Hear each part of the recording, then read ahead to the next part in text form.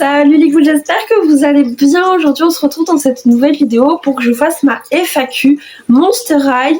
Je l'avais annoncé il y a quelques temps sur Instagram, je crois quelques jours, je sais plus, ou quelques semaines peut-être, parce que j'ai quand même pris pas mal de temps à la filmer cette vidéo. Je vais répondre aux questions que je vous ai mis dans la boîte à questions sur Instagram. D'ailleurs n'hésitez pas à me rejoindre sur mes deux Instagram. Je sais pas encore si je garderai les deux ou si je mets tout sur un seul compte. Je vous avoue que pour l'instant je ne me pose pas trop la question, je verrai avec le temps, mais en tout cas n'hésitez pas à me rejoindre sur les deux. Du coup je vous ai posé des questions, je les ai toutes notées dans mon carnet spécialement pour ma chaîne YouTube. Je vais trop vous le montrer parce que il est trop beau. Sachez que les stickers là c'est moi qui les ai faits, je suis plutôt fière parce qu'ils sont trop beaux. C'est pas moi qui ai dessiné, hein. C'est juste moi qui ai fait le sticker. Hein. Première question très classique, comment m'est venue la passion de Monster High? Alors pour moi c'est extrêmement simple, c'est juste pendant un anniversaire où mon ancienne meilleure amie m'a offert deux poupées, donc du coup la Draculaura Scaris et la Draculaura Picture Day. J'ai trouvé les poupées géniales et à partir de ce moment là j'ai été très intéressée par Monster High. Moi quand j'étais petite j'avais beaucoup de différences physiques parce que je faisais de l'eczéma au visage et du coup j'avais la peau qui pelait et tout. C'est vrai que ça me complexait beaucoup et de voir des poupées qui sont pas aussi parfaites, qui ont beaucoup de différences par rapport aux Barbie qu'on avait, j'ai adoré le concept. Du coup, bien évidemment que j'ai continué à en avoir. Je n'ai plus demandé de Barbie à mon anniversaire, je demandais que des Monster High anniversaire Noël.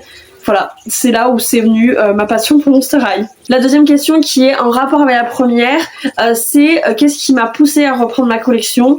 Alors, encore une fois, c'est extrêmement simple, il n'y a pas de truc de ouf. En fait, je me baladais sur Vinted, j'avais installé Vinted, c'était un peu au début où tout le monde utilisait Vinted. Et j'ai vu que il y avait aussi des Monster High, ça m'a rappelé la collection que j'avais avant. Et j'ai craqué sur Habit Basique, je l'ai acheté et voilà ce que ça a donné. À la base, j'avais dit que j'en rachetais qu'une seule, hein. C'est des gros mythos. Bien sûr que j'allais en racheter d'autres, c'était évident. Un personnage que je trouve vraiment pas réussi en dehors de la génération 2. Mais moi j'ai pris cette question là dans le sens où ils l'ont pas bien fait en poupée en fait. Du coup en dehors de la génération 2, je vais diviser en génération 3 et génération 1. Pour la génération 1, je trouve que le personnage qu'ils ont le moins bien réalisé, la souris dans New York, je sais jamais son prénom, je crois c'est Moussedez ou je sais pas, quelque chose comme ça, j'arrive jamais à prononcer son nom. Je trouve que la poupée ils l'ont pas super bien réalisée, mais sinon il n'y a pas vraiment des poupées que je trouve horribles dans la génération 1 qui me dit ah là ils ont trop mal fait le perso, à part encore une fois les garçons, mais ça je pense que vous avez compris. Alors bien évidemment il y a des poupées que je n'aime pas, mais c'est pas par rapport au personnage, c'est vraiment par rapport à la poupée en elle-même. Donc je pense que je dirais Moussedez, je pense, encore une fois si c'est son prénom, je ne sais pas.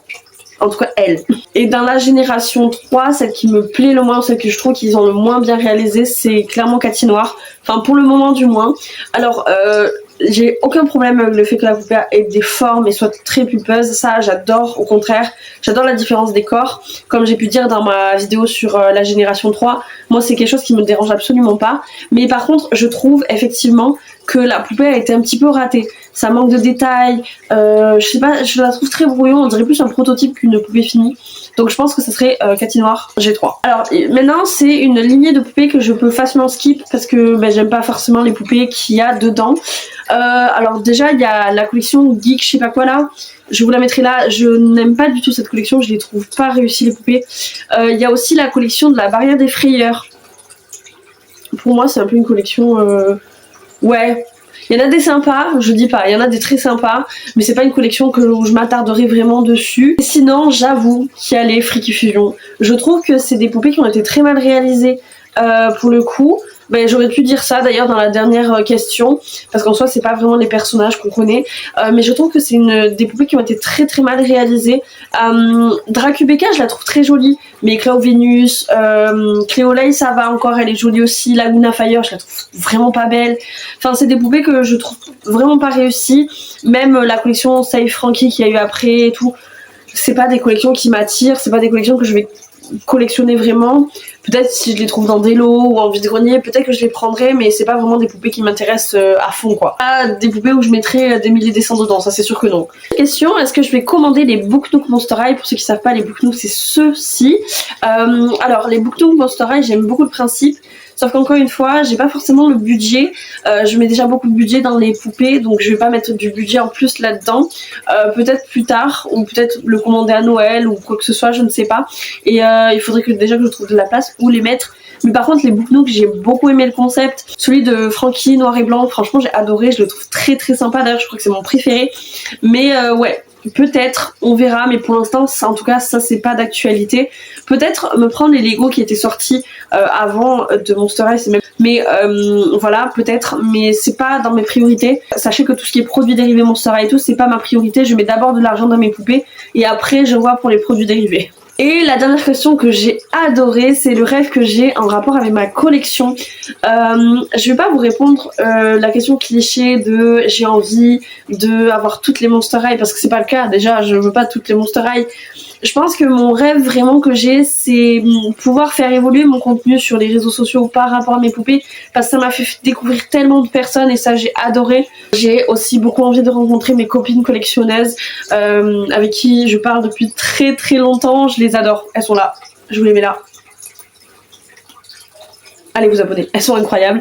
Mais vraiment, c'est plus des rêves en rapport avec ma collection, mais vraiment en rapport avec ma collection, pas vraiment sur ma collection. Je sais pas comment expliquer, mais je vais pas dire du style j'ai envie d'avoir tous les collecteurs, toutes les basiques ou quoi, parce que en soi c'est pas vraiment un rêve que j'ai, c'est une finalité à ma collection, je pense. J'ai pas envie non plus que ça avance trop vite. Vous voyez, ma collection n'avance pas très très vite, mais je suis contente de ça parce que franchement, je sais pas si je suis la seule, mais moi j'ai ce truc là de me dire qu'est-ce que je vais faire quand j'aurai fini ma collection. Genre pour moi c'est horrible, vraiment. Je pense que vraiment mes rêves c'est ça, c'est rencontrer mes amis que j'ai eu grâce à ça, c'est aussi peut-être vous rencontrer à vous. Et j'ai aussi une série de vidéos que j'aurais vraiment beaucoup envie de mettre en place en rapport avec les collections en général.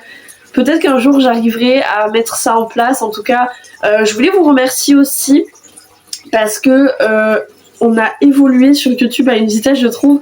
On est 55 abonnés. Pour des gens, ça pourrait être rien du tout. Pour moi, c'est super. Genre vraiment, je suis trop contente d'évoluer à ce point. Parce que pour moi c'est de l'évolution. Pour des personnes ils diraient c'est que 55 abonnés. Pour moi c'est énorme. Donc je vous remercie 1000 fois de vous être abonnés à cette chaîne YouTube. J'espère que mes vidéos vous plaisent réellement. Si jamais il y a quelques petits trucs que vous voyez et que ça serait bien que je change, n'hésitez pas à me le dire en commentaire. Mais merci d'être là, merci beaucoup à vous. En tout cas, je clôture cette vidéo là. Merci beaucoup d'avoir posé ces questions. N'hésitez pas à me poser d'autres questions en commentaire si jamais vous voulez que j'y réponde. Moi je vous fais des énormes bisous mes ghouls et on se retrouve bientôt dans une prochaine vidéo. Bye bye.